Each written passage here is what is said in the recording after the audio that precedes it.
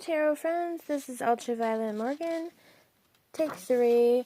I'm playing with the fairies, and I decided to share with you an exercise, the first exercise in the book. If you notice my knife up there, that's the knife I used to cut the box open. It's still there. Let's see. It says, you will notice there are different types of pictures, and I'd like you to begin by dividing the cards into groups that seem to go together. Set your own criteria for selecting them and begin to notice how the different images and beings shown in the cards might relate to each other. And then it says, use your imagination and intelligence and find a variety of ways to compare and relate and differentiate between the cards. There is no right or wrong way to do this.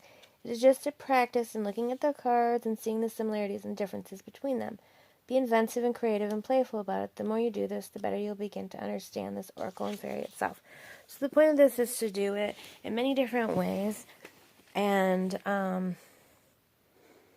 they did have some suggestions, like maybe you want to divide them up among fairies that have wreaths on their heads and fairies that don't. Or maybe you start with one and then it expands out to more because, sorry about the yawn, you realize that this card C doesn't fit into either A or B category. Or another way to divide them was cards that have one fairy, cards that have two, cards that have multiples. I will show you now how I divided mine for my first division. So the very first set that I want to show you is cards that are sort of a stereotypical pixie, kind of a little bit pin-up-ish, I guess. Skinny, slender, curvy in a way, and a little bit of skin in a sort of sexy kind of way, I guess. There is quite a bit of nudity in this deck, and I have no objection to that, so it's just an observation for those. This one went into this grouping even though it's not very pin-up-y. And then I've got a few, it just seemed to feel like it fit with these. This one, she actually doesn't really seem to have breasts, or if she does, they don't seem to be very large. So in that regard, she's slender, but she doesn't look as pin-up-y, but her body language is kind of cutesy, girly. This card reminds me of Tinkerbell, just because of the shape that her body's in. There's so much more color in this card than what comes through. It just comes through as like pure light.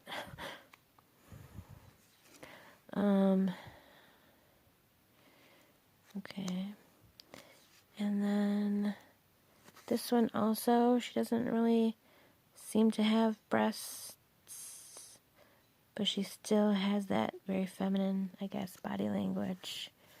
Feminine and delicate. So these are my delicate ladies, who also, the least delicate of which, the most sort of physical, I guess. This one, she feels less airy than the others. A little bit more physical. Or solid, I guess, in some ways. She's solid too, but she's still more floaty. So these are very floaty and airy. So these are my airy fairies. And then my second grouping of the feminine, like the Still, I guess, could be pin-up in a way, but these are more voluptuous, I guess, more earthy, motherly, and definitely more solid. None of these are glowing. There's a little creature up there that's airy, but so here, and I think this card, the lady of the harvest, exactly. I feel like she would be, if this were a tarot deck, there's your Empress. And at some point I'm going to go through because I feel like all the tarot cards are here. Like I feel like there's a possible tarot card. And the Lady of the Harvest also seems like a perfect name for that. So, oh, shoot. Well, she could be the Empress. But then again, I like her for it too. But she's just not quite as round. I was going to say these also are just sort of bodacious or curvaceous or whatever. And she's a little cooler with the blue tones. Iris of the rainbow. She's also very earthy. She has wings, but again, she's earthy. She's even got frog-like feet. And she has more curves. And she just feels more solid. She also has wings. She's got a little bit of glow, but in the background you see some more nymphs running around. There just seems to be a lot more. This is like, in a way, these are girly girls, and these are womanly girls, I guess. I don't know. I just didn't feel like these women were all the same. These are more womanly, more earthy. Some of them do have wings, but they're still pretty earthy. She's pretty earthy, I find her to be. The Dark Lady, very earthy. She would absolutely be my pick for the High Priestess for a tarot deck. Okay. So then, let's see, what would be another grouping that would be fun? Okay, so this is the grouping of sort of alien-looking creatures. The Pook, this sort of extraterrestrial-ish sense that you get from these. This one is a little bit more animal than extraterrestrial, but, you know, these ones are very extraterrestrial, very alien looking to me. A collective of pixies. Okay. Another, sorry for the shaking. Another alien-esque. This one's bug and alien-esque. I wonder if that's a female. I don't know. We'll see. Okay, this one's quite alien-esque. And then this one, again, a little bit more animal, but for just two, both of them have animal qualities. Just for like 2 cards, maybe 3. This is right in between the animal and alien. There was no point, for me, I didn't feel a point in making another separate category. So, this one, he's a little bit animal-esque, but then the other figures are quite alien as well, so it just gives it an overall kind of visitors from outer space feel. So those are my little alien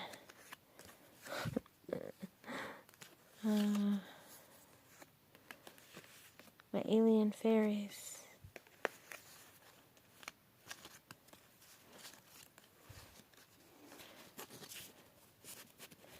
And they all seem to have a little bit of well, I was scientific in a way, especially this one. This one looks scientific. These ones look like they would definitely probe you. Okay.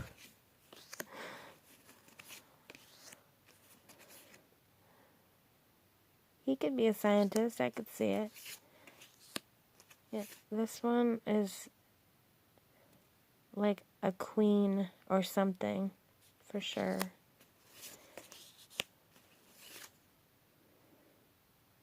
I don't know about that one being a scientist or that one, but... So that's another grouping. Then I've got a grouping of very luminescent. These are probably all angels, the singers of intuition. This part reminds me of a dolphin's tail. This kind of reminds me of pictures of like the sun rising over the earth from the moon kind of thing. And then there's a million different ways to look at these light pictures. Like, they're quite amazing.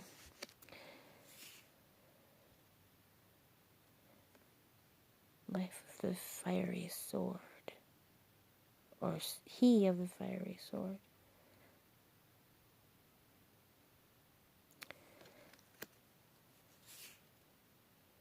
The singer of creation, connection. Definitely see these all as being angelic. The singers of the chalice, the singers of courage, the singers of the guardian of the gate. This one is ecstasis, and this one looks like a cross between a walking stick bug and a dragonfly, maybe?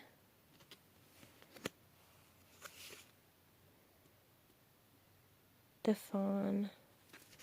This is the one that seems the most... kind of the most like a creature, like a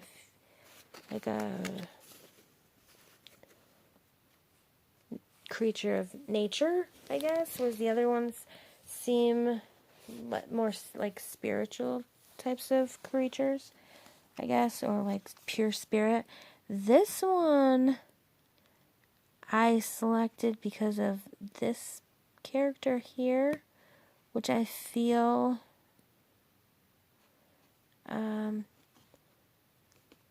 is really akin to these angelic light creatures.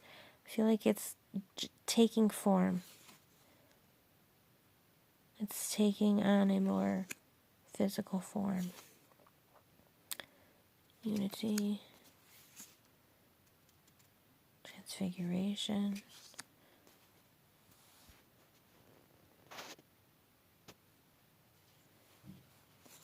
Oh, these don't. The singer of healing. This is hard. Oh, this is an amazing...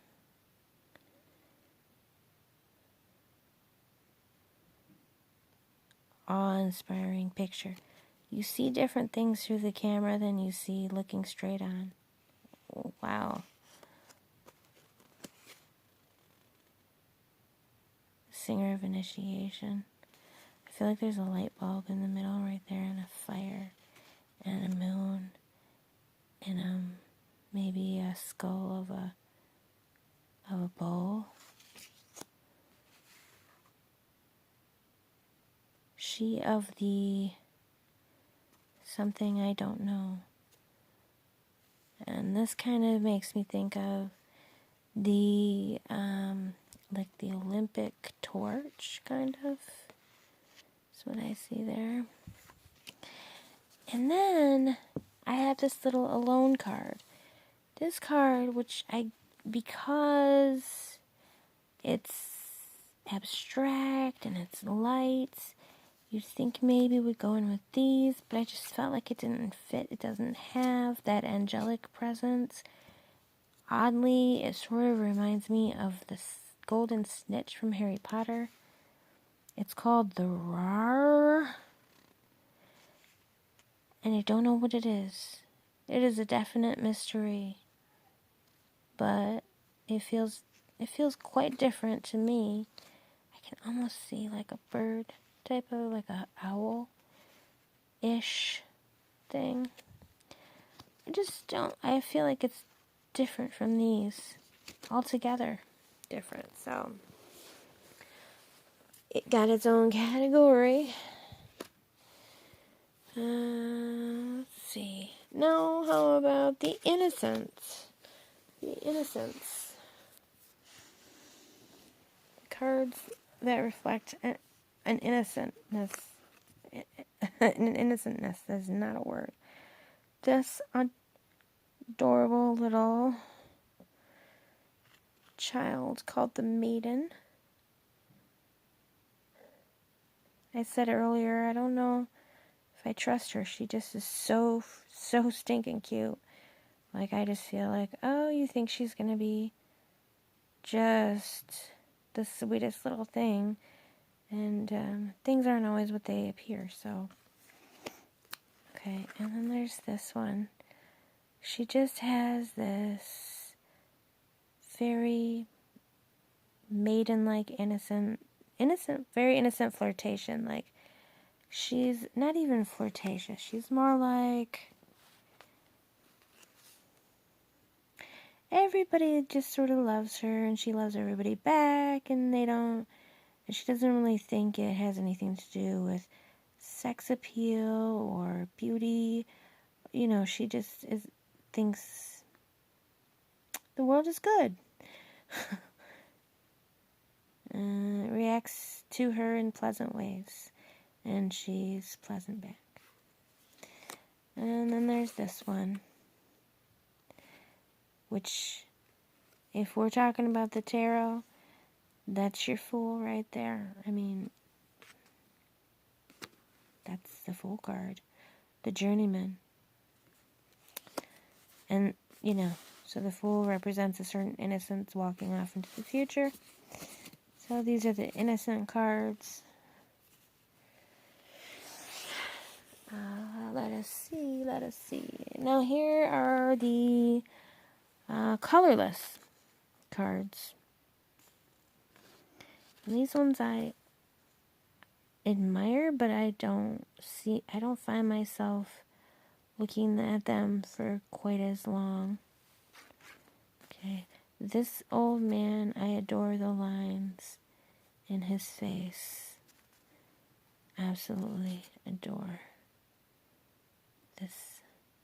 this man's face. This could be a dwarf or a troll, maybe. I don't know. Okay, and then there's this one.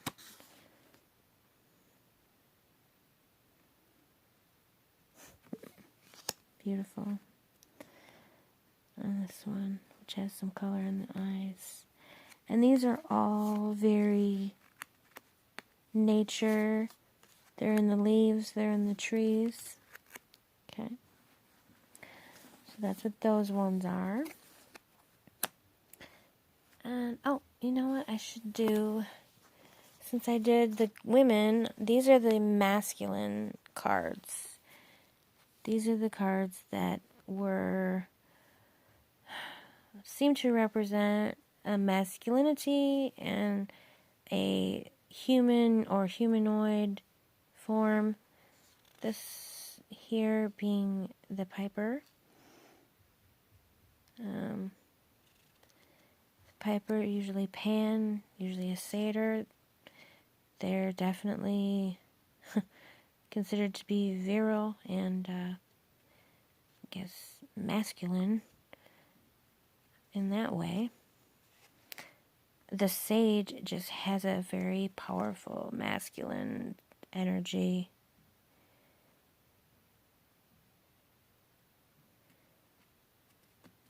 Takes my breath kind of away. Solace. Solace.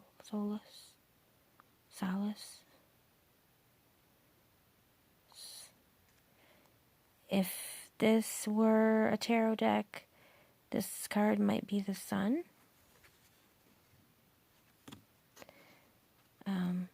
This card might be the Hermit. Okay. Then there's himself that I'm like got a crush all over. I could see him as the Hanged Man, maybe. I don't know. Himself. A lot of masculinity going on here. And then this one, a little bit more playful masculinity, and a little bit more elven-like. But I don't know. This just really fit to me with a masculine energy. And this guy whose name I cannot pronounce, whose visage is like reminds me of a Picasso, because it feels like it has so many dimensions. But there's a masculinity about him, and he's connected with the trees, as most of these seem to have. Well, this guy, I would say, has more of an animal, like deer or something kind of energy, I guess. But this one has a tree energy, so. And then a sort of different kind of masculine. He's kind of, I see him, and even though he's a little bit more monstery, I guess. And there was another deck I felt like he could go into, but I liked him here more. He's my metalhead. So, he's a dude. Even though he's monstery looking, he's just a dude. So, I could have put him in my, I don't know what this is. This is like my ferocious, it's only 3 cards. 2 of them are crouching. I don't necessarily think of these as evil or bad or malevolent, especially this guy here. I don't know him yet, but I just don't get it. I more of a trickster or playful in a way. But here he's crouching on this flat face. I don't know. And this guy's crouching. These are just sort of, I guess, beastly in a way. And then there's this one, the Soul Shrinker. It almost doesn't seem to go with anything, but somehow these 3 went together for me. And then I suppose this guy could be beastly, but he has a different feeling for me. I get a different feeling from him. And I suppose maybe these ones could be the topsy-turvies. But I get a different feeling from them. These all just have this kind of grrr kind of energy, I guess. Best I can explain that. The video's been going on for a while. Here's a card.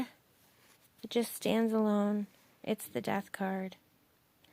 Obviously, if it were tarot, it would be the Death card.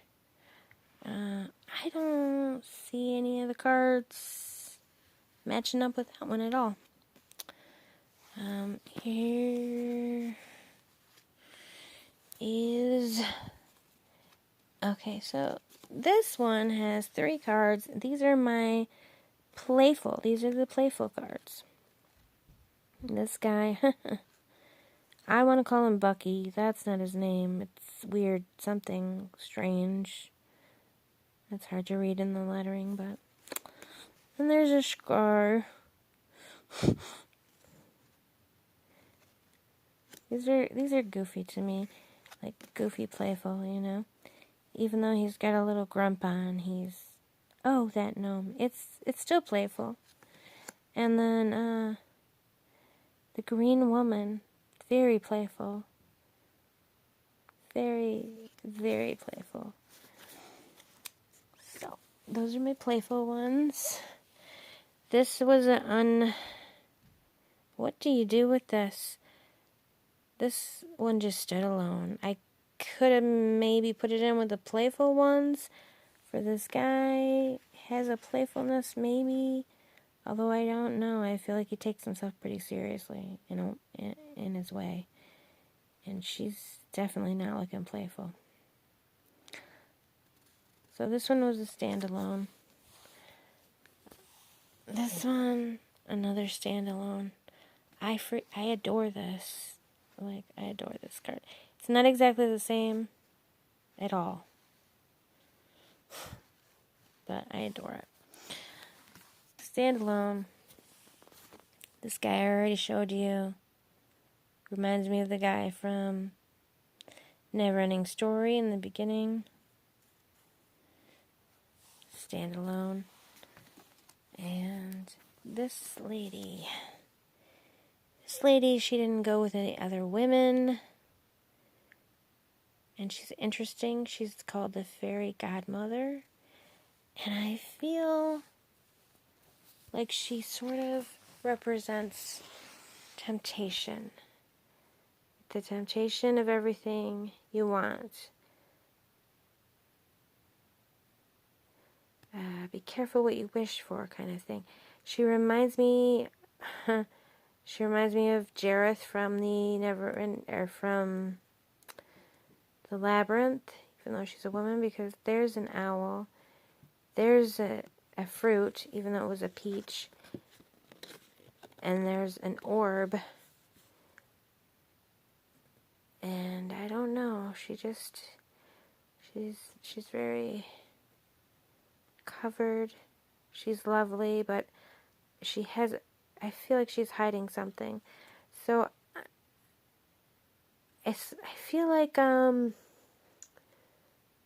know, in the stories about the genies or leprechauns, how you think, you know, you've got your wishes, but they're always tricking you. So I feel a little bit of that with this particular fairy godmother. And even to the point where, as I said, I feel like I feel the word temptation when I see this. And if it were a tarot deck, I would quite possibly put her as the devil card because of that temptation factor. So I do think, so far, those are all the cards. A lot of times I really get the feeling that things are absolutely not what they seem. The fairy godmother looks lovely. She looks like she's going to give you everything you ever wanted. Excuse me, but there's just something about her that looks like maybe getting everything you ever wanted is not the best thing for you. Again, if you think of the labyrinth, you know, she wished for her brother to be taken away, and he was. So she got what she wished for. Yeah. And choices too. I see choices in this. I find this to be a very intriguing card.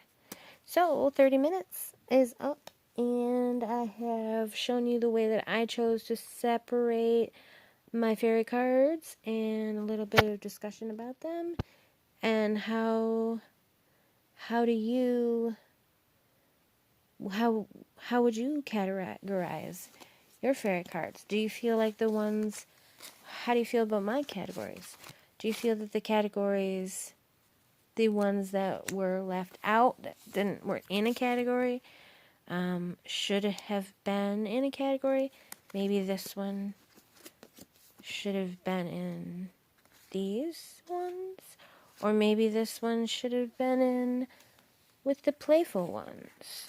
Actually, I kind of feel like maybe, if anything, that one, although I just don't know if I feel like he's playful, or if he's scared, shy, or what his deal is.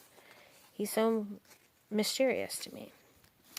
So, do you feel that I should have put certain cards in differently? Or, how do you think you would have chosen to categorize the cards? Let me know in the comments. Be sure to like and subscribe. Hit the bell. I've got about 13 whole subscribers right now, so I'd love to hear from all of you. And of course, I'd love to have more, but it doesn't mean I don't appreciate the 13 I have.